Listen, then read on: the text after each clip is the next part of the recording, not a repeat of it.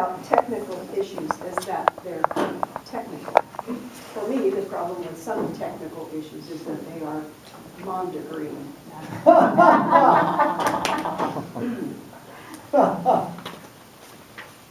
The fact that technical issues are technical might sound pretty obvious, but there's a subtle aspect to it that makes technical problems very hard for many people to deal with. Technical issues are usually discussed in technical terms, and very few people other than technical experts can understand those terms. For that reason, non-experts often don't know how they should think about and deal with technical problems, and they can make poor decisions or use non-degrees.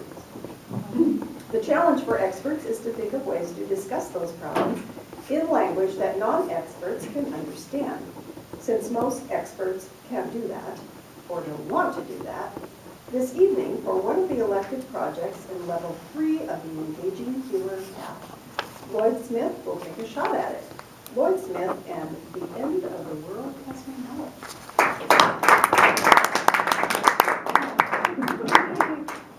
High five. I don't know if any of you have heard about this or not, but there's a virus going around that some people are concerned about. If you listen very much to the news or to people just out in the community, it appears that we are getting ready to experience the end of the world as we know it. However, if you understand a little bit about what's going on, that's not the case.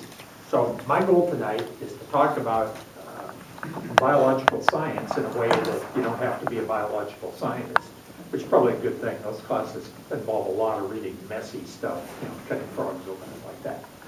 So let's think about this calmly. Now, you may have experienced this in a non-calm way. Last Thursday, I was going into our Costco. I just wanted a carton of chocolate chip cookies, and I stumbled into the bottled water panic on Thursday afternoon. Hundreds of people were wheeling carts with 6 or 8 or 10 cases of bottled water out the door, and you could see the fear on some of their faces. Back in the store, here were 2 employees loading the bottled water into people's carts as fast as they could, and another guy with a forklift bringing in pallets of more cases of water. Now, this is a respiratory virus. Why would anybody think something would happen to the water? Beats the heck out of me. I was just happy I missed the toilet paper panic of the day before. One of the checkout clerks told me that was far, far worse than the bottled water panic. Now the question is, should people panic or not? And that's an honest question. Should you be freaking out and running for the exits right now? Buying ammo. A friend of mine who works in the gun department at Sportsman's Warehouse said that there's been a spike up in guns and ammunition purchases too. Never can tell when you might want to have to shoot it out with some viruses, So let's think about this. First, what's a virus? That's a tricky question. Viruses are in kind of a fuzzy area between living and dead organisms. They don't possess some of the characteristics that living organisms do, like metabolism, for example, eating something and producing energy. But they're clearly not dead because they contain genetic material and can reproduce themselves. A virus is a very small number of genes wrapped in kind of a casing of protein. And that casing usually has little attachments on it so that it can hook itself onto the cells which that virus is designed to attack. Now, you've probably seen the pictures in the newspaper or TV of microscope or pictures, blown up pictures of the coronavirus. And they look like a golf ball with gnarly looking hooks and spikes on them. And you look at that and you think, oh my God, that thing's going to get stuffed up my nose and kill me. And it's not exactly that way. These things are extremely tiny. If you lined up 800,000 coronaviruses, you'd have a line 1 inch long. Okay, they're very, very small. That's why those surgical masks that you see people wearing don't do a thing. The pores in those masks could easily let in 20 or 30 of those 50 nanometer diameter particles. So forget the surgical mask, you don't need them. Now you don't have to spend $10 on one on eBay, by the way, for a 25-cent mask. Now, what happens when a virus gets in you? Here's the bad news for all of you. This might make some of you a little uneasy. You are filled with viruses right now, including some coronaviruses. They're everywhere in nature, everywhere. Trillions upon trillions upon trillions of them. This bothers a lot of people, but you have about 1 trillion human cells in your body, but you also have over 1 trillion bacteria and viruses in and on your body. You are mostly not you, in other words.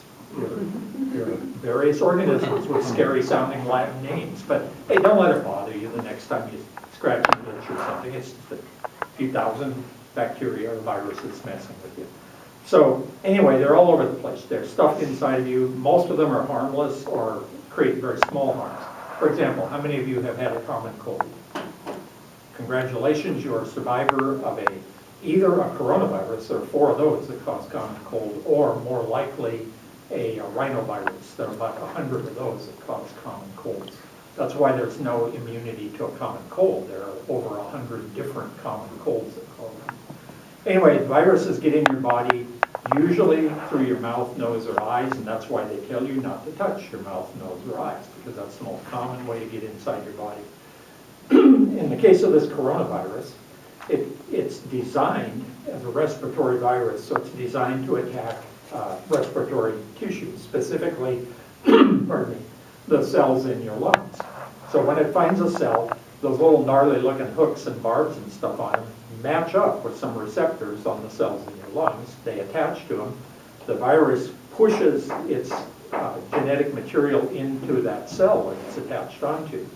Then it uses the stuff that's already in that cell to make more copies of itself. When it makes enough, it either breaks the cell open and lets millions of virus particles out that spread around your lungs and try to colonize, or it oozes them out through a process, the name of which I can't remember. So in any event, what happens is more and more and more viruses get released due to that. Your body detects those. It sends white cells to attack the viruses, and that's the sickness. It's your body's defenses, the fever and so on, are trying to do that. Now, why is the coronavirus more worrisome than a typical coronavirus? It's because, remember, they called it novel coronavirus at first. That's because it's new. It's actually an animal virus. Most coronaviruses are animal viruses that's made the jump to people.